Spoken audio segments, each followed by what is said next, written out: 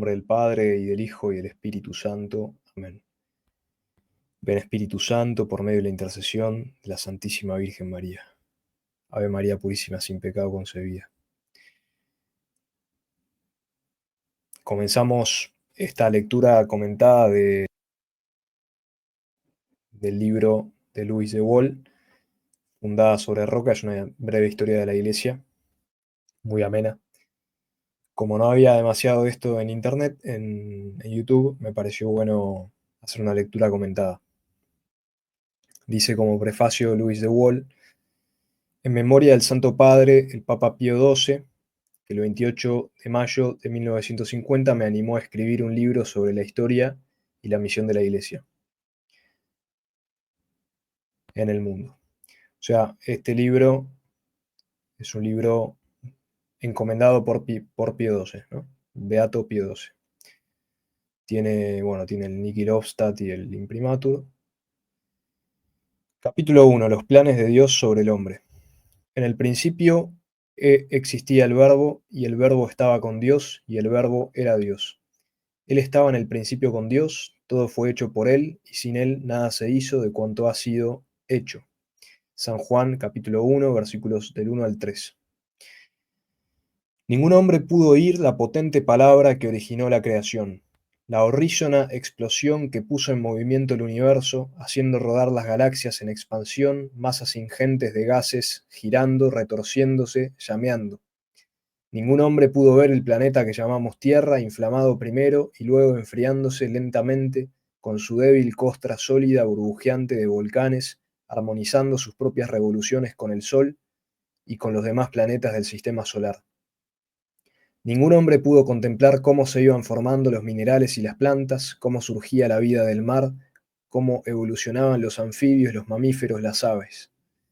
El hombre se lo encontró todo ya hecho para él cuando Dios le llamó a la vida, le dotó de un alma espiritual y racional y le ordenó: procread y multiplicaos y henchid la tierra, sometedla y dominad sobre los peces del mar, sobre las aves del cielo y sobre los ganados y sobre todo cuanto vive y se mueve sobre la tierra.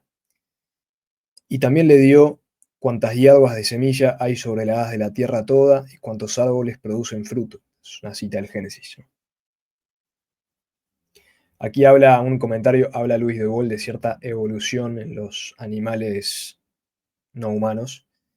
Recordamos también justo que en Humani Generis Pío XII dice que la teoría de la evolución es una teoría que, no ha sido condenada formalmente por la Iglesia Católica, ¿no? Habría que distinguir los distintos tipos de evolucionismo, ¿no? Hay algunos evolucionismos que son ciertamente incompatibles con la doctrina católica.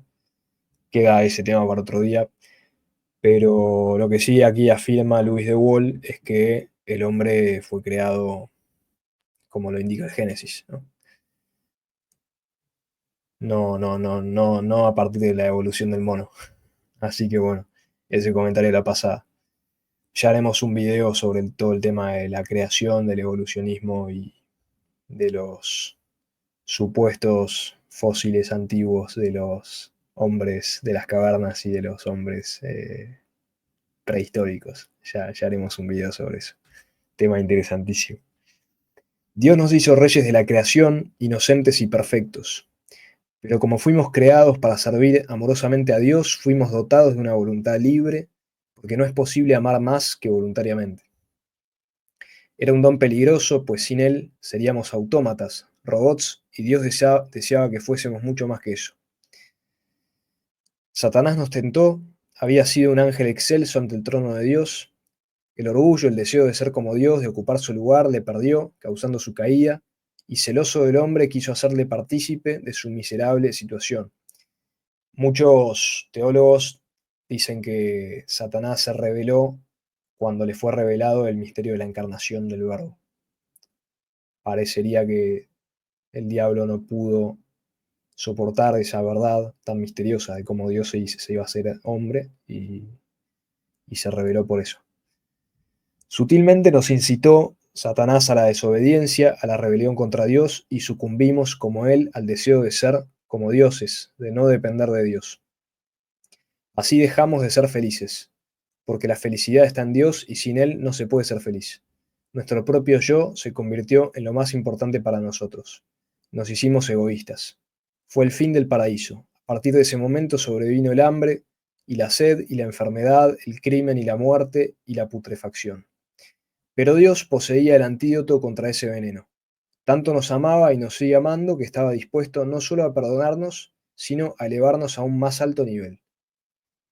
El Verbo, la segunda persona de la Santísima Trinidad, iba a encarnarse, a hacerse hombre y a habitar con nosotros. Los pecados de nuestros primeros padres, los nuestros y los de nuestros descendientes serían asumidos y expiados por Cristo mediante su muerte en la cruz. Así nos abriría las puertas del cielo otra vez, no solo como simples criaturas, sino como hermanos de Cristo y por eso como hijos de Dios.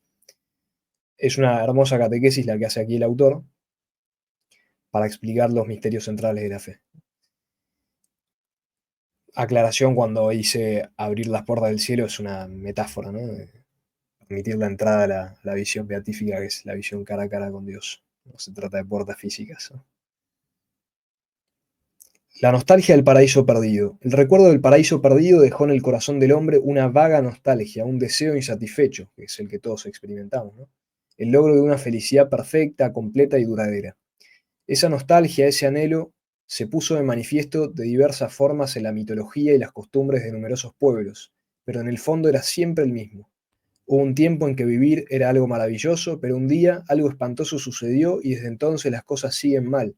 Sin embargo, llegará un día en que aquellos benditos tiempos volverán. Los griegos y los romanos de la antigüedad, por ejemplo, creían que había existido una edad de oro que algún día volvería. Las profecías contenidas en los famosos libros sibilinos de la Roma antigua inspiraron al poeta Virgilio su cuarta égloga, un poema realmente profético. Júpiter, el padre de los dioses, tendría un hijo de una virgen, Astraea. Ese niño vencería a la serpiente y traería de nuevo la edad de oro con su eterna paz y felicidad. Los aztecas de México creían que todas sus desgracias se debían a que el dios Huetzalcoatl les había abandonado, pero que un día regresaría por Oriente. Un gran sabio chino, Mengtse Mencio, predijo que un gran santo volvería a traer la felicidad de Occidente. Los hindúes de la India creían en el Hinayana, barquito que transportaba el alma de algunos mortales por un río hasta alcanzar la eterna bienaventuranza, pero hacia la época en que nació nuestro Señor, empezaron a creer en el Mahayana, un gran navío en el que las almas de todos los mortales emprenderían ese viaje. En Persia, unos magos adivinaron que había nacido el rey de los judíos, habían visto su estrella y emprendieron viaje hacia Judea buscándole y le encontraron. Así preparaba Dios a los paganos para la venida del Señor, para la venida del Salvador. Aquí un comentario muy interesante, esto es verdad, y se pueden dar muchos más ejemplos de cómo existe una tradición primordial. Esto yo lo aprendí de un maestro, profesor Antonio Caponeto, cómo existe una tradición primordial en los pueblos antiguos que nace de la revelación dada a los primeros padres, que vivían en un estado, una edad de oro, en un estado paradisíaco de santidad, ¿no? Y de justicia. Y a ellos les fue revelado, les fue revelado muchos misterios de Dios y de los planes de los designios divinos. Pasa que después con el pecado original y la división de la humanidad y bueno, la división de las lenguas, Torre de Babel, etcétera, toda esta tradición primordial, esta primera tradición, se fue transmitiendo y bueno, se fue perdiendo de alguna manera y se fue, por decirlo así, deformando, ¿sí? De manera que cada pueblo, cada tribu, cada población se quedó con una parte de la historia, les he explicado muy vagamente, pero bueno, siempre manteniendo quizás algunos puntos esenciales, ¿no? Donde se pueden ver semillas de la verdad revelada, ¿no? Que después va a venir con la revelación plena a los patriarcas y completada por Jesús. Entonces, esto también pone de manifiesto el tema de las semina verbi, de las semillas del verbo, de las que hablaban los padres de la iglesia, San Justino Mártir, sobre todo, patrono de los filósofos, hablaba, hablaba de que en los paganos, en los antiguos, ya había presentes muchas semillas del verbo que se iban a manifestar plenamente con la venida en carne del verbo. en Jesús. Así que así se explica tradicionalmente el tema de por qué las distintas religiones, las distintas razas, los distintos pueblos tenían estos elementos de verdad, ¿no? Porque los habían recibido ciertamente de la época de esplendor de los primeros padres. Luego con el pecado todas estas tradiciones se fueron perdiendo y deformando, ¿no? Hasta que fueron unificadas nuevamente en Cristo. Y hoy en día la que guarda esta tradición es la Santa Iglesia Católica con su magisterio, iglesia de la cual estamos estudiando la historia. Israel, el pueblo escogido por Dios. El pueblo judío era el pueblo escogido de Dios. Solo ellos, los judíos, habían mantenido la creencia en un único Dios. Esto se ve, ¿no? Ya todos por el pecado se había metido la perversidad en las inteligencias, habían empezado a creer en muchos dioses, ¿no? La idolatría, pero los judíos habían mantenido la creencia en un único Dios. De entre ellos surgiría el Mesías, el Cristo o ungido, el Salvador del mundo. Los persas creían que había dos dioses, uno bueno y otro malo. Los babilonios, los asirios, los egipcios, los fenicios, los griegos y los romanos, los celtas y los germanos, los ávaros, hunos, tártaros y sármatas creían en numerosos dioses y diosas y en una legión de semidioses a su servicio. Pueblos con culturas bastante desarrolladas adoraban a determinados animales. Las vacas y los monos eran sagrados en la India, el toro en Egipto, en Babilonia y en Creta. El gato también era sagrado en Egipto, donde había un dios con cabeza de halcón y otro con cabeza de chacal. Muchos pueblos paganos divinizaban las fuerzas de la naturaleza, adoraban al dios del rayo, del viento, de la fertilidad, del fuego, de los bosques o del mar. Los hijos de Israel, que así se llamaban a sí mismos los judíos, sufrieron la opresión de los egipcios. Su primer gran profeta, Moisés, los liberó del yugo egipcio. A través de él dictó Dios a los israelitas los 10 mandamientos y la ley, que ordenaba y precisaba con todo detalle su conducta y la totalidad de sus vidas. Las enseñanzas de la ley y los profetas fueron recogidas luego en los libros del Antiguo Testamento y siguen vigentes hasta el día de hoy los 10 mandamientos, interpretados y llevados a su plenitud por Cristo y por la Iglesia, por él fundada. Varias veces a lo largo de su historia fueron derrotados, deportados y hechos cautivos los judíos por pueblos más numerosos y más fuertes que ellos, pero a pesar de todo conservaron la fe de sus mayores sin cesar de repetir la oración que les habían enseñado. Escucha Israel, el Señor tu Dios es uno. Algunas veces fueron infieles, pero siempre hubo profetas que les recondujeron a la verdadera fe y a la larga recobraron la libertad. Y siempre también mantuvieron la esperanza de la venida del Mesías, el Salvador. Las Sagradas Escrituras hablaban con frecuencia de él. Según el profeta Miqueas, procedería de la eternidad y nacería en Belén de Judá, entraría en Jerusalén triunfalmente, sentado sobre un pollino, decía el profeta Zacarías, e Isaías profetizó que el pueblo no le reconocería, que sería conducido como cordero al matadero y que por sus llagas seríamos curados.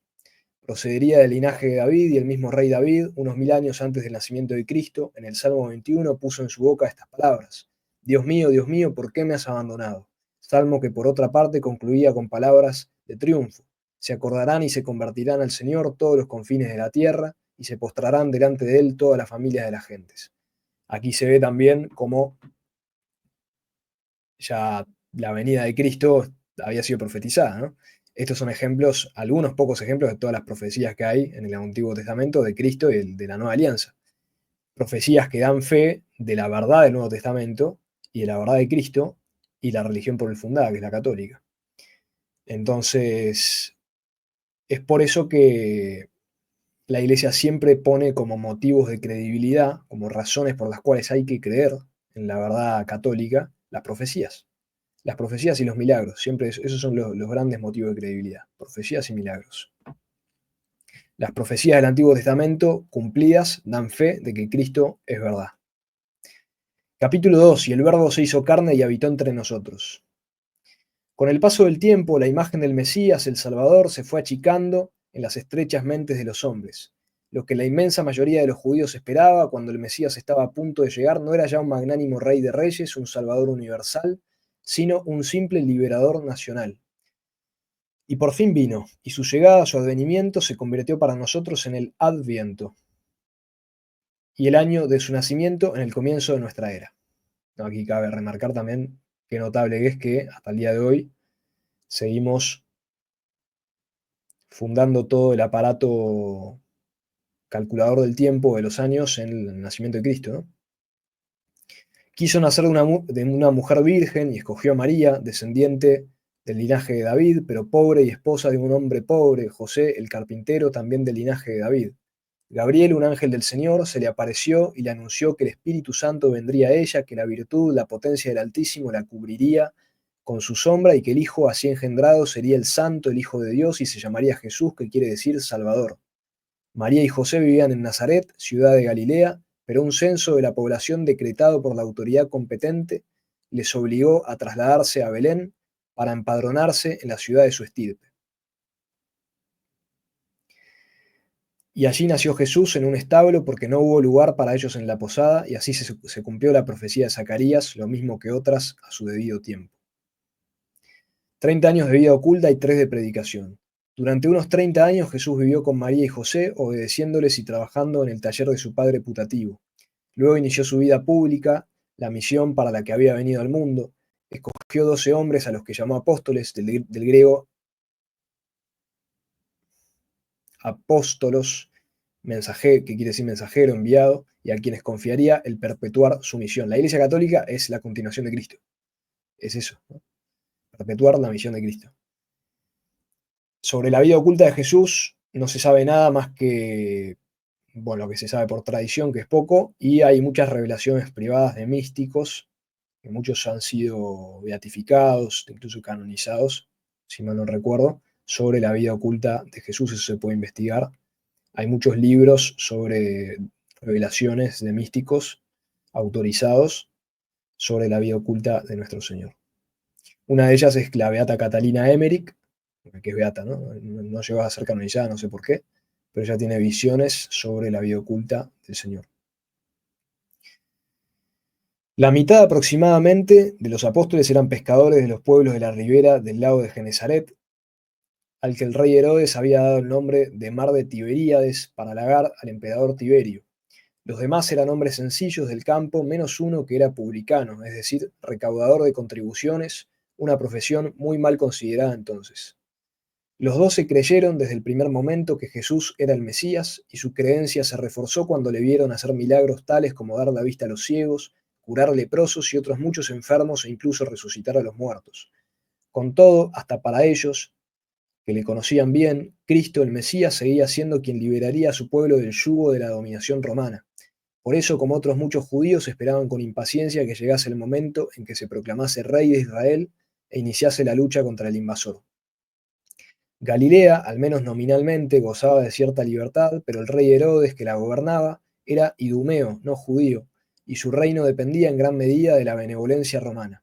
Judea, por su parte, se había convertido en provincia romana gobernada por un procurador con plenos poderes y mano dura. El pueblo aclamaba a Jesús por donde quiera que iba. Solo 2 facciones se opusieron tenazmente a él por distintos motivos. Los fariseos eran rabís, maestros, para quienes la letra era más importante que el espíritu y la ley, más importante que Dios. La letra más importante que el espíritu y la ley más importante que Dios. Sus conocimientos les llevaban a despreciar al vulgo y a oponerse a las sencillas y transparentes enseñanzas de Jesús, es decir, eran intelectuales de la peor especie, despectivos, arrogantes e hipócritas.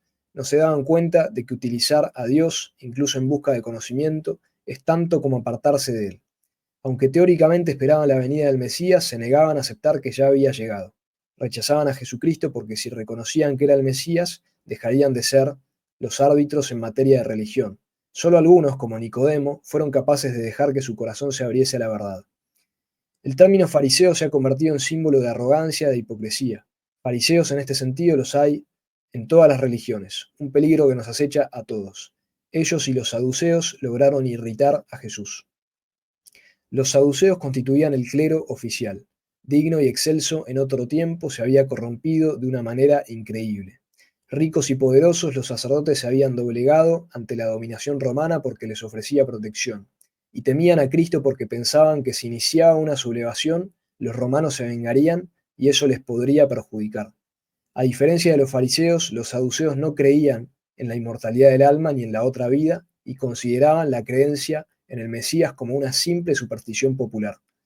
Los sumos sacerdotes salían de sus filas, pero los romanos intervenían en su elección y los deponían a su antojo. Cristo conocía bien a unos y a otros porque para él los corazones de los hombres eran como libros abiertos. Sabía también que le llevarían a la muerte y que uno de los 12, Judas Iscariote, le traicionaría, como igualmente sabía que el fin de su misión estaba cercano. Ni siquiera a los 12, a sus apóstoles, del griego apóstolos, mensajero, enviado, les confió al principio su verdadera condición, sino que les preguntó: ¿y vosotros, quién decís que soy yo? Simón Pedro respondió por todos: Tú eres el Cristo, el Hijo de Dios vivo.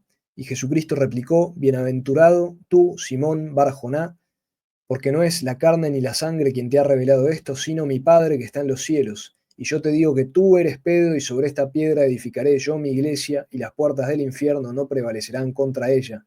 Y yo te daré las llaves del reino de los cielos, y cuanto atares en la tierra será atado en los cielos, y cuanto desatares en la tierra será desatado en los cielos. Mateo 16, 15, 20. Aquí está la fundación de la iglesia. Nadie a lo largo de la historia ha otorgado nunca tanto poder a una persona, porque en ese momento Cristo hizo a Pedro su vicario en la tierra, es decir, papa, el primer papa. El vicario, el papa, es el que hace las veces de Cristo cuando Cristo no está, prácticamente. Eso es lo que significa. Ninguno de los apóstoles había permanecido tan cerca de Jesús como Simón Pedro, el pescador, a lo largo de los 3 años de predicación del Señor. Aquí es evidente entonces con esta cita que Pedro es el primer papa, ¿no? Pedro, sobre ti edificaré mi iglesia, las puertas del infierno no prevalecerán, a ti te doy las llaves del reino, todo lo que ates quedará atado, todo lo que desates quedará desatado, evidente, ¿no? Una y otra vez había sido adalid y portavoz de todos. Su nombre aparece en los evangelios más de 100 veces, es decir, con mucha más frecuencia que el de los demás apóstoles, incluido el de Juan, el discípulo amado, cuyo nombre se cita menos de 30 veces. Es decir, el primado de Pedro está patente en los evangelios y en el Nuevo Testamento por todos lados. Una serie que yo comencé, no terminé todavía, no me acuerdo cómo se llamaba, pero es sobre el primado de Pedro. Si la van a encontrar en las playlists. Ahí aparece muy bien, en los primeros capítulos se ve muy claro todo esto. Pasión y muerte del Redentor. Unos días antes del comienzo de la fiesta de Pascua, Jesús hizo su entrada triunfal en Jerusalén, montado sobre un pollino, como Zacarías había profetizado que lo haría el Mesías. Durante unas horas el pueblo le aclamó enfervorizado, viendo en él al rey que venía a salvarlos. Los fariseos refunfuñaron y protestaron airadamente. Los saduceos, con el sumo sacerdote Caifás a la cabeza, planearon su muerte, aunque sabían que no podrían apoderarse de él en público, pues las masas se opondrían. Pocos días después, Jesús y los 12 se reunieron en el piso alto de una casa de Jerusalén para celebrar la última cena. Les dijo a los apóstoles que le iban a traicionar y que Judas era el traidor. Cuando éste se hubo ido, Jesús tomó el pan, lo bendijo, lo partió y dio un trozo a cada uno de los apóstoles. Tomad y comed, dijo, porque esto es mi cuerpo. Luego tomó la copa de vino, dio gracias y la pasó a los discípulos, diciendo: Tomad y bebed todos de él, porque esta es mi sangre, sangre de la nueva alianza, que será derramada por muchos para la remisión de sus pecados. Aquí está la otra verdad que profesa la Iglesia Católica, que es la Eucaristía. Acá lo dice Jesús en la Biblia. Tomad y comed porque esto es mi cuerpo. Esto es mi cuerpo, lo dice Jesús. Lo mismo con la sangre. Porque esta es mi sangre. Tomad y bebed porque esta es mi sangre. Y hagan esto en conmemoración mía, la Iglesia. Así instituyó la Eucaristía, el santo sacrificio de la misa, misterio central del cristianismo. La misa está acá también. Quien lea el capítulo 6 del Evangelio de San Juan, en el que Cristo habla de que su cuerpo es verdadera comida y su sangre verdadera bebida, comprenderá que no hablaba en sentido figurado, sino literal, que el pan era ahora realmente su cuerpo y el vino su sangre, y que el hombre debe participar de ambas cosas si quiere alcanzar la vida eterna. Evidente, evidente, bíblico. En sus palabras de despedida, Jesús prometió a los apóstoles que enviaría al Consolador, el Espíritu Santo, para que estuviera con ellos y con nosotros hasta el fin de los tiempos. Esa misma noche los soldados se apoderaron de él en el huerto de los olivos. Los había enviado el sumo sacerdote e iban conducidos por Judas Iscariote. En un precipitado juicio completamente ilegal según la ley de Moisés, que prohíbe que se juzgue a nadie de noche, fue condenado a muerte por blasfemo, aunque los testigos no se pusieron de acuerdo en la acusación, pues el mismo Jesús declaró ante el Sanedrín que él era el Hijo de Dios. Sin embargo, no podían ejecutar la sentencia porque las autoridades romanas se habían reservado el derecho de hacerlo, el ius gladii. Fuera en el patio, Pedro esperaba ansiosamente el desenlace del juicio. Le había dicho a Jesús que estaba dispuesto a dar la vida por él, y el Señor le había asegurado que le negaría 3 veces antes de que cantara el gallo. Cuando los que allí estaban, criados, soldados, siervos, acusaron a Pedro de ser uno de los seguidores del Nazareno, él lo negó por 3 veces. Luego cantó el gallo, Pedro entonces salió afuera y lloró amargamente. En cuanto amaneció, condujeron a Jesús a la fortaleza Antonia, sede de la guarnición romana. El procurador Poncio Pilato, tras interrogarle, no le consideró culpable, pero los fariseos y los saduceos insistieron en que era reo de muerte e incitaron a las turbas para que pidieran que lo crucificaran. Viendo que la acusación de blasfemo no significaba gran cosa para los romanos, le acusaron de alta traición por declararse rey, lo que hizo que Pilato finalmente se lo entregara. Primero lo azotaron, luego los soldados por burla le pusieron una corona de espinas mientras le decían salve rey de los judíos.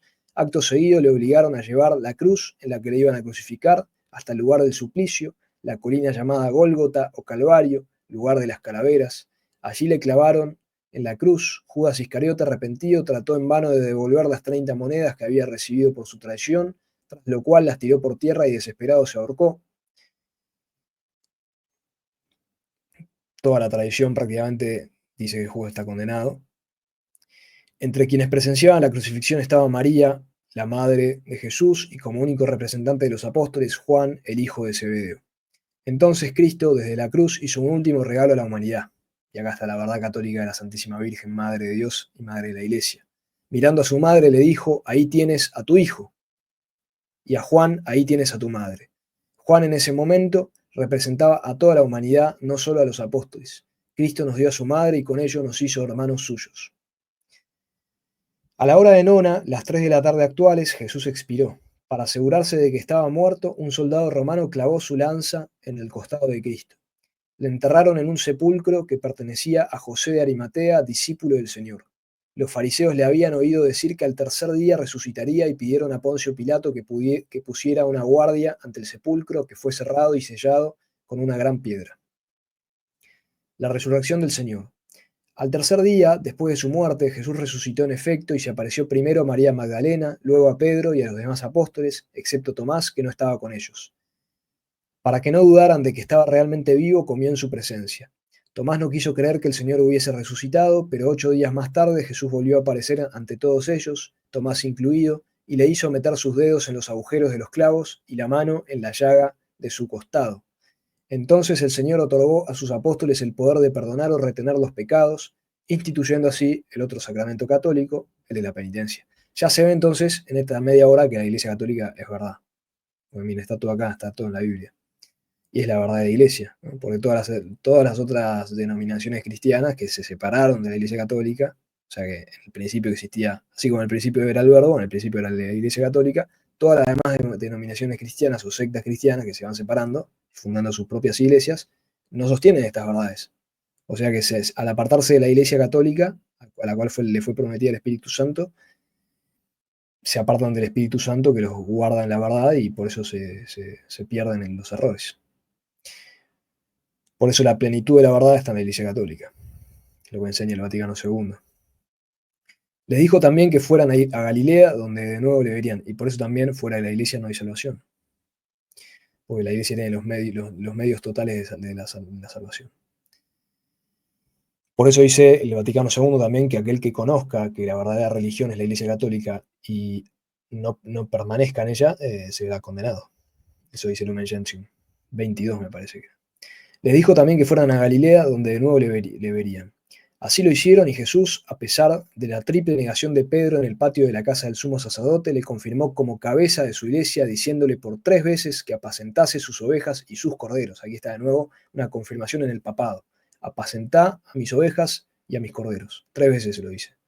Durante varias semanas les visitó varias veces y conversó con ellos, y finalmente les dijo, se me ha dado todo poder en el cielo y en la tierra. Id pues, enseñad a todas las gentes, bautizándolas en el nombre del Padre, y del Hijo, y del Espíritu Santo, enseñándoles a observar todo cuanto yo os he mandado.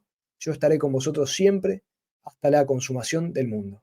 Aquí está la institución, el magisterio vivo de la Iglesia, que es el magisterio de Cristo continuado por los apóstoles y por sus sucesores los obispos, o sea, el Papa y los obispos en comunión con él. Otra verdad católica, el magisterio de la Iglesia. Y yo estaré con ustedes hasta el fin del mundo, la consumación de los tiempos. Promesa eucarística y promesa de infalibilidad papal también. Infalibilidad papal es, no es siempre que habla el Papa, es otro tema. Pero es cuando el Papa habla, define una verdad de fe como definitiva, ahí hay infalibilidad. Es prometido por Cristo, también es bíblico. Con estas palabras, Cristo dio a su iglesia autoridad para predicar y le ordenó hacer discípulos en todo el mundo. Por eso también la misión a los confines de la tierra, como lo hace la iglesia. Al tiempo que garantizó protegerla de todo error mediante su constante, aunque invisible presencia. Esta es la infalibilidad. O sea, la iglesia no puede enseñar el error de modo definitivo. Ya se puede enseñar el error por un determinado tiempo. Ha pasado en la historia de la iglesia papas que se han equivocado. Puede pasar. Pero no puede definir algo como definitivo que sea erróneo. Ahí, cuando la iglesia define algo, cuando la iglesia define algo como tema cerrado, ahí sí que hay infalibilidad. Y solamente ahí hay infalibilidad. Cuando no hay definición, no hay infalibilidad. De vuelta a Jerusalén se despidió, salió de la ciudad con ellos y desde lo alto del monte de los olivos se fue elevando al cielo. Capítulo 3, la iglesia de los apóstoles. O sea, acá vemos que la iglesia católica es la iglesia apostólica, la iglesia de los apóstoles, y que no es otra cosa sino lo que Cristo hizo, que es la que lo fundó él, que él dijo, vayan por todo el mundo. Cuando dijo eso, fundó la iglesia católica. Porque les dijo, continúen lo que yo hice, continúenlo. O sea, lleven los frutos de mi redención, llévenlos hasta el confín de la tierra. Esto lo dice el beato Paolo Mana, un misionero adyentes, épico misionero. Tiene un libro que se llama Los trabajadores son pocos, que dice esto. Jesús llevó a cabo la redención, pero la tarea de aplicar los frutos de la redención a todas las naciones la dejó en nuestras manos. Por lo tanto, la salvación de las almas depende de nuestro celo apostólico. Así dice el beato Pablo Mana, beatificado hace unos 20 años aproximadamente. La iglesia de los apóstoles, la pequeña comunidad de los seguidores de Cristo permanecía unida. Pedro y los demás apóstoles, María, la madre de Jesús, un grupo de santas mujeres y discípulos fieles, en total unas 120 personas. Acá también una aclaración para el tema de alguien va a decir, no, pero todo esto es mentira, no pasó históricamente, eso es falso. Todo esto pasó históricamente, está comprobado por los historiadores, los más serios, incluso historiadores ateos confirman todo esto. Dios lo saque de su ateísmo, que es irracional. Estudios sobre esto, los que yo he visto son de protestantes, que son bastante buenos. Uno es Habermas, que no es el filósofo, es otro. Otro es William Lane Craig y otro es Lee Strobel. Tienen muchos videos en YouTube y varios libros y escritos sobre el tema de la historicidad de Jesús y la evidencia histórica de la resurrección. O sea, hay evidencia histórica de los milagros de Jesucristo, no solo de la existencia. Bueno, digo, son protestantes, estas cosas que hacen son buenas. ¿Sí? Bueno, en total, un grupo de santas mujeres y discípulos fieles, en total unas 120 personas. Pedro propuso escoger otro apóstol para ocupar el lugar que había dejado Judas Iscariote. Fíjense cómo Pedro toma la iniciativa de nuevo. Se sugirieron dos nombres, José Barzabá, llamado el Justo, y Matías. Fue elegido Matías. 50 días después de la Pascua se celebraba la fiesta judía de Pentecostés. En ese día Jesús cumplió su promesa de enviar el Espíritu Santo. Un fuerte viento llenó la casa en que los apóstoles estaban reunidos, lenguas de fuego se colocaron sobre sus cabezas y llenos del Espíritu Santo empezaron a predicar. Cada uno de los oyentes les escuchaba en su propia lengua y los que escuchaban hablaban por lo menos 16 lenguas distintas. El discurso de Pedro, recogido por San Lucas en los Hechos de los Apóstoles, fue corto y sencillo, propio de un hombre sin demasiadas letras, pero directo, elocuente, arrebatador y, lo que es más importante, lleno de autoridad. El discurso de quien proclama algo de suma importancia para todo el mundo y está seguro de que lo que dice es cierto. Dijo que ellos, los judíos, habían crucificado y matado a Jesús, entregándole a hombres sin ley, pero que él había resucitado. Por eso tenga por cierto toda la casa de Israel que Dios ha hecho Señor y Mesías a este Jesús, a quien vosotros habéis crucificado. Así dice Pedro. Al oírle se sintieron compungidos de corazón y preguntaron a Pedro y a los demás apóstoles qué debían hacer. Estos les dijeron que se arrepintiesen y se bautizasen. Ese día se bautizaron unos 3000. Acá vemos también el otro sacramento católico de origen apostólico, de origen cristiano, de origen bíblico.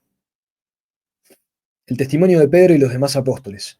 Poco después, Pedro realizó su primer milagro en nombre del Señor, curando instantáneamente a un cojo de nacimiento. Sucedió en el templo junto a la puerta llamada La Hermosa y lo contemplaron cientos de personas. Pedro se dirigió a todas ellas y les dijo que habían matado al autor de la vida, a quien Dios resucitó entre los muertos, de lo cual nosotros somos testigos. Luego utilizó palabras llenas de compasión. Ahora bien, hermanos, ya sé que por ignorancia habéis hecho esto, como también vuestros príncipes, pero Dios ha dado así cumplimiento a lo que había anunciado por boca de todos los profetas, que su Cristo padecería. Por tanto, haced penitencia y convertíos para que sean borrados vuestros pecados.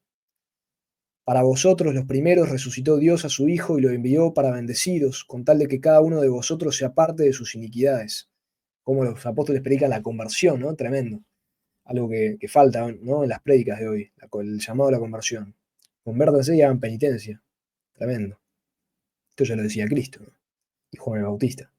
Ante esta solemne declaración del primero de los papas, se comprende mejor lo injusto que es acusar globalmente a los judíos de haber matado a Cristo o hablar de ellos como el pueblo deicida. 19 siglos más tarde, cuando el antisemitismo hacía estragos en la Alemania nazi y en otros países, el Papa Pío XI dijo que un cristiano no puede ser antisemita porque espiritualmente nosotros los cristianos somos semitas. Nuestro Señor y su Madre Santísima eran judíos, lo mismo que los apóstoles y los profetas, y la liturgia de la Iglesia rebosa de textos judíos. O sea, aquí hay que hacer distinciones, ¿no? Obviamente los que mataron a Cristo fueron judíos, es obvio.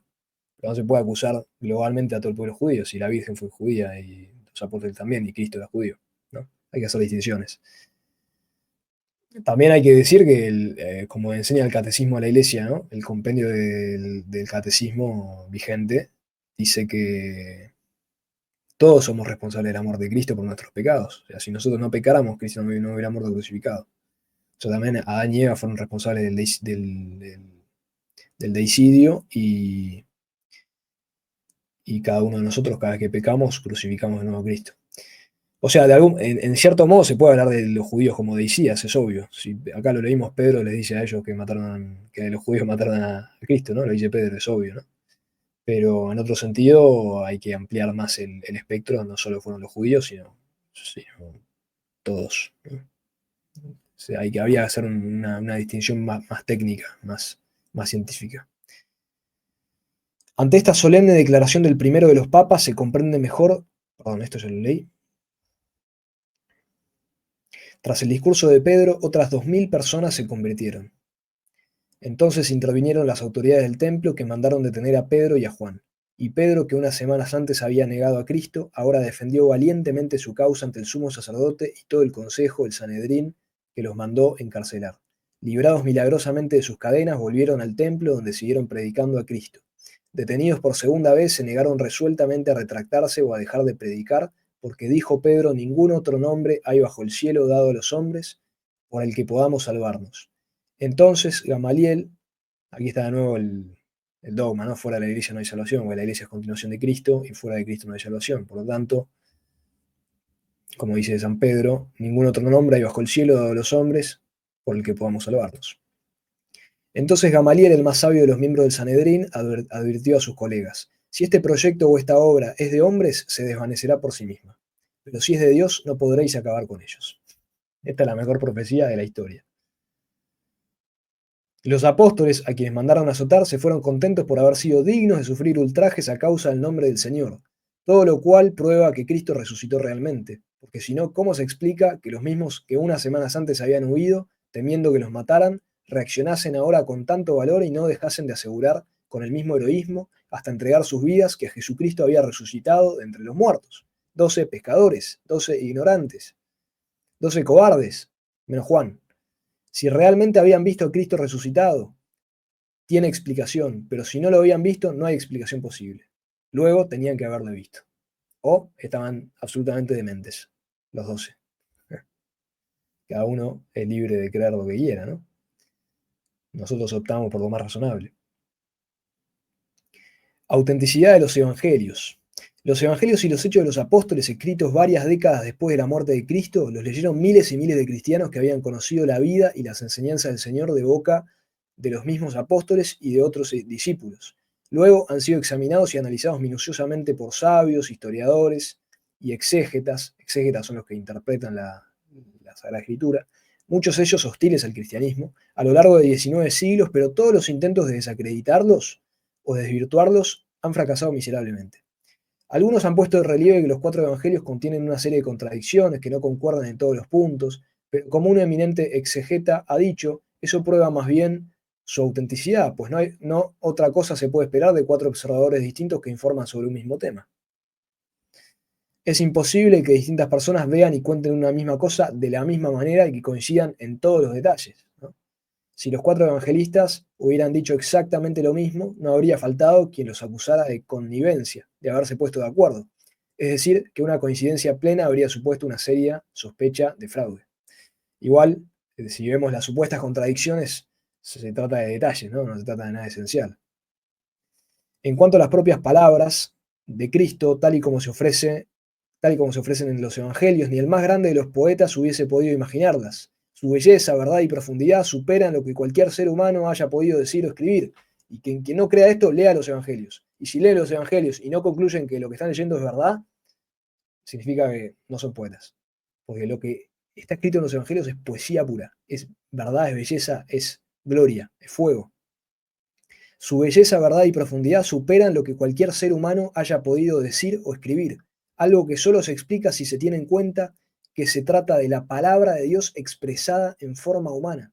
En principio existía el Verbo, y el Verbo era Dios, y el Verbo se hizo carne y habitó entre nosotros, y habló. El llamado o supuesto comunismo cristiano. Esto es muy bueno porque hay muchos progresistas que dicen que los apóstoles eran comunistas, que Jesús era Una vez me crucé a alguien en el tren que me argumentaba que Jesús era comunista. Bueno, vamos a ver. El comunismo cristiano. Llegó un momento en que los apóstoles no podían atender a todas las necesidades de la naciente iglesia, por lo que designaron 7 diáconos para que cuidaran de los más pobres. Los más ricos hacían generosas donaciones y repartían los fondos así reunidos, dando a cada uno según sus necesidades. Pronto, sin embargo, surgieron dificultades y esta primera forma de comunismo tuvo que ser abandonada. Siglos más tarde volvería a ser puesta en práctica con éxito en las órdenes y congregaciones religiosas, donde nadie tiene propiedades privadas y todos sus miembros comparten por igual los bienes de la comunidad. Pero hay 2 diferencias fundamentales entre este tipo de comunismo cristiano y el comunismo marxista, que es la principal herejía de nuestro tiempo, el comunismo marxista.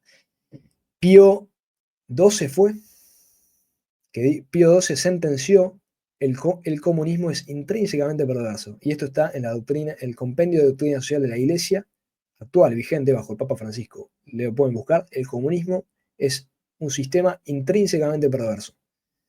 Papa Francisco. No lo dijo él, pero está en el compendio que está bajo su autoridad.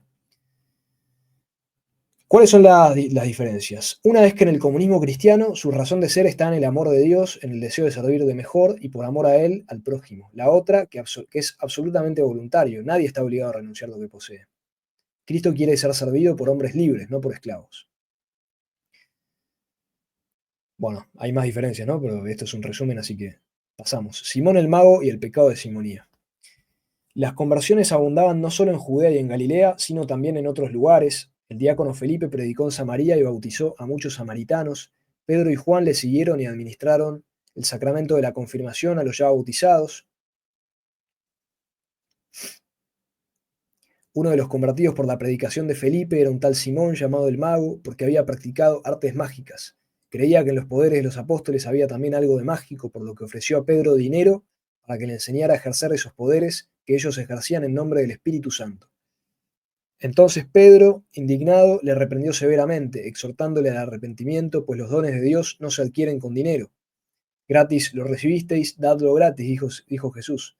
Desde entonces se viene llamando simonía al grave pecado de comprar o vender poderes sagrados o cargos eclesiásticos. Esteban, el primer mártir cristiano. Otro diácono, Esteban, un hombre culto y sabio que había convertido a muchos en Jerusalén, fue detenido por las autoridades del templo. Testigos falsos a sueldo de los fariseos y de los saduceos le acusaron de blasfemo, como a Cristo. Esteban se defendió con gran vigor ante el Sanedrín y terminó acusando a sus acusadores de ser traidores y asesinos por haber matado al justo. Vosotros que recibisteis la ley por ministerio de ángeles y no la habéis guardado. Este discurso de Esteban es magnífico. Los Hechos de los Apóstoles hay que leerlos, toda la Biblia hay que leerla, pero los Hechos de los Apóstoles son espectaculares. Es cómo los apóstoles viven el Evangelio. Ellos entonces, llenos de furia, ni siquiera se tomaron la molestia de sentenciarle formalmente a muerte. Le sacaron a rastras fuera de la ciudad y lo mataron a pedradas. Murió rezando por sus asesinos. Así vino a ser el primer mártir de la iglesia. Mártir quiere decir, mártir viene del griego martiuría, que quiere decir testigo, testimonio, testigo. Primer mártir de la iglesia, en el primer testigo de Cristo. Acá lo dice, mártir en griego quiere decir testigo. Miles y miles, miles y miles, tal vez millones, seguirían su ejemplo a lo largo de los siglos hasta nuestros días. Millones seguro. La muerte de Esteban marcó el comienzo de la primera persecución generalizada contra la iglesia, como lo había predicho Cristo. Ya vemos también que así como las profecías del Antiguo Testamento se cumplieron en Cristo, así las profecías de Cristo se cumplen en la iglesia católica. Otra señal más de que la iglesia católica es verdad. Muchos fieles huyeron de Jerusalén y se dispersaron por Judea y Samaria, y de esta forma la iglesia siguió extendiéndose por todo el país. Y es que Dios de los males saca bienes, por eso los permite. Así lo dice Santo Tomás, siguiendo a San Agustín. ¿Por qué permite Dios los males? Porque saca bienes de ellos. La conversión de Saulo. Un joven estudiante fariseo, Saulo de Tarso, era uno de los más activos y resueltos perseguidores. Idolatraba la ley. Como muchos de temperamentos fogosos, era de corta estatura y no muy fuerte. No había participado en la lapidación de Esteban, se había limitado a guardar los mantos de quienes lo pedraban. Pero a la cabeza de un grupo de guardias del templo perseguía con saña a los fieles que habían abandonado Jerusalén, los arrestaba y los traía a la ciudad para que fueran juzgados y castigados. Una de esas expediciones los llevó hasta Damasco, pero poco antes de llegar, una luz resplandeciente lo derribó y le dejó ciego, mientras escuchaba una voz que decía: Saulo, Saulo, ¿por qué me persigues? Tembloroso y desconcertado preguntó: ¿Quién eres, Señor? Entonces el Señor se dio a conocer: Yo soy Jesús, a quien tú persigues, y le ordenó que entrara en Damasco, donde le dirían lo que tenía que hacer. Saulo obedeció y permaneció 3 días esperando, ciego, sin comer ni beber, hasta que Ananías, un discípulo que vivía en Damasco, fue a verle y le dijo: Saulo, hermano, el Señor Jesús, el que se te ha aparecido en el camino, me envía para que veas y quedes lleno del Espíritu Santo. Al punto Saulo recobró la vista y de sus ojos cayeron como unas escamas. Bautizado, enseguida empezó a predicar en la sinagoga que Jesús era el Hijo de Dios. Esta conversión histórica de Saulo es otra señal de la verdad de la resurrección de Cristo. Es imposible explicar la conversión de Pablo sin la resurrección. Es imposible, absolutamente imposible. A menos que acudamos a la locura, pero para mí es locura asignar la locura como causa. Es absurdo. Esto se explica con Dios, el creador obra todas estas maravillas.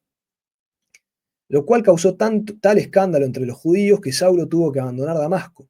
Durante 3 años estuvo viviendo en Arabia, en la soledad del desierto, al cabo de los cuales regresó a Damasco y siguió predicando, pero amenazado de muerte tuvieron que sacarle de la ciudad descolgándole en un cerón por la muralla. Se dirigió a Jerusalén para ponerse a disposición de los apóstoles, pero allí los discípulos le recibieron con cierto recelo, pues les parecía increíble que aquel perseguidor implacable se hubiese convertido. Por otra parte, los saduceos estaban resueltos a acabar con su vida, así que Saulo tuvo que irse. Entristecido regresó a Tarso, su ciudad natal. La llamada a los gentiles, o sea, los paganos. Los gentiles son los paganos.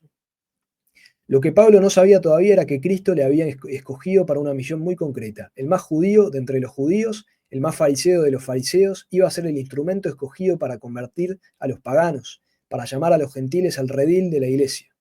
Sin embargo, el Señor quiso dar a conocer su voluntad antes que nadie a su vicario en la tierra, al Papa. Fue a Pedro a quien reveló el primero que la ley de Moisés se había cumplido y por eso ya había quedado superada. El muro que separaba a los judíos de los gentiles tenía que ser derribado. Cristo se lo mostró a Pedro, haciéndole ver que en adelante ya no había alimentos impuros y advirtiéndole en la misma visión que cuando 3 hombres preguntasen por él, no dudase en acompañarles porque él mismo les había enviado. Estaba todavía preguntándose por el significado de la visión que había tenido cuando llegaron los 3 hombres y le rogaron que les acompañase a Cesarea, donde un oficial romano, un centurión llamado Cornelio, le estaba esperando. Entrar en la casa de un gentil era algo que estaba estrictamente prohibido a los judíos por la ley de Moisés. De esa forma, el pueblo escogido había logrado evitar que los pueblos paganos más numerosos que les rodeaban influyeran en sus costumbres y normas de vida y las desvirtuaran. Cuando el personaje de Rabelais, llamado Gargantúa, aconseja a Pantagruel: evita la compañía de gente a la que no deseas parecerte, no hace más que seguir ese precepto de la ley mosaica. Pero Cristo había venido como Hijo de Dios y dador de toda ley a iniciar una nueva era. Pedro obedeció, fue a Cesarea y entró en la casa del centurión Cornelio, que le recibió humildemente como enviado de Dios, pues también él había tenido una visión. Pero Pedro le habló de Cristo, le instruyó y Cornelio con todos los de su casa recibió el bautismo. La noticia de que Pedro había bautizado a un grupo de gentiles causó un verdadero revuelo entre los discípulos de Jerusalén, todos ellos judíos. Pedro les explicó cómo había sucedido todo y lo hizo tan bien que al final todos alabaron a Dios diciendo, luego también a los gentiles les ha concedido Dios la penitencia que lleva a la vida. Claro, Dios quiere que todos se salven, aunque no todos se salvan, como dice Santo Tomás. A partir de ese momento, la joven iglesia tuvo que emprender la inmensa tarea de dar a conocer a Cristo a todos los hombres, y los discípulos comprendieron cabalmente lo que Cristo les había mandado. Tenían que conquistar el mundo entero, pero esa conquista tenía que ser obra del amor y por lo tanto pacífica, no como las falsas religiones como el Islam. Así argumenta Santo Tomás en la Contrayentes. Bernabé, uno de los discípulos, se trasladó a Antioquía, en Siria, donde creyó una gran multitud de gentiles. Allí fue donde los seguidores de Cristo empezaron a ser llamados cristianos. Desde Antioquía, Bernabé se desplazó a Tarso para ver a Saulo y contarle lo sucedido. Saulo, ilusionado, acompañó a Bernabé de regreso a Antioquía y enseguida entró en acción. Martirio de Santiago el Mayor. El emperador Claudio, un hombre débil y caprichoso, había hecho rey de Judea a Herodes Agripa, que era amigo suyo y siempre le adulaba. Deseando congraciarse con los saduceos, Herodes mandó decapitar, sin juicio previo, a uno de los 12 apóstoles, Santiago el Mayor, hijo de Zebedeo y hermano de Juan. Fue el primer apóstol que murió mártir. Los demás, con excepción de Juan, morirían mártires también. Cuando Herodes vio que los cristianos, muy numerosos ya, no se rebelaban, mandó detener a Pedro, pero la iglesia entera se puso a rezar pidiendo a Dios su liberación, y Pedro logró escapar milagrosamente de la prisión. Tras informar de lo sucedido a la comunidad de Jerusalén, abandonó la ciudad dirigiéndose a Antioquía. Poco después, el rey Herodes Agripa moría comido de gusanos de una horrible enfermedad. El Concilio de Jerusalén, primer concilio de la Iglesia Católica. Era muy corriente en aquellos tiempos que quienes abrazaban la fe cambiaran de nombre, algo que todavía se hace algunas veces al recibir el sacramento de la confirmación. Cristo en persona estableció esa costumbre al cambiar el nombre de Simón por el de Pedro. Saulo siguió su ejemplo y antes de iniciar su primer viaje apostólico entre los gentiles cambió su nombre por el de Pablo. Con Bernabé, Pablo viajó a la isla de Chipre, donde convirtió al gobernador romano, y luego a varias ciudades de Asia Menor, donde lograron muchas conversiones a pesar de la hostilidad de los judíos, que en una ocasión quisieron matar a Pablo a pedradas. En otra, tras curar a un hombre cojo de nacimiento, los tomaron por dioses. De regreso a Antioquía contaron lo que habían hecho y enseguida se trasladaron a Jerusalén para asistir al primer concilio universal de la Iglesia, en el cual se trataba de dilucidar si los gentiles convertidos debían o no cumplir la ley de Moisés y hacerse circuncidar. Que la ley de Moisés tenía muchísimas reglas, ¿no?, que cumplir. Esto es el año 52, 19 después de la crucifixión. Esto también está en la Biblia, ¿no?, en los Hechos de los Apóstoles, o sea, los concilios también, que de la Iglesia Católica también son bíblicos.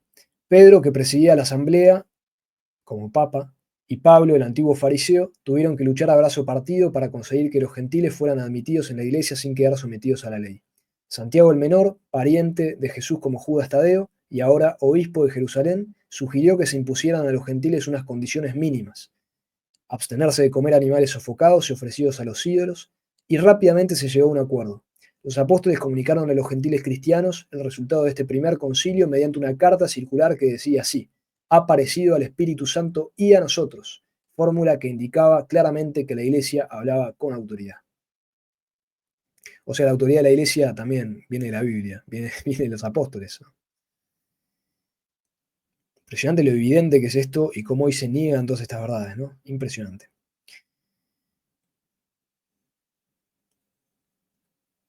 Lo que sigue son los viajes de los apóstoles. Vamos a dejar acá, continuaremos desde aquí la próxima vez. Gloria a Dios, esta es una gran obra de Luis de Wohl, muy conocido por sus novelas, pero quizás no tan leído en su libro de historia, que es este.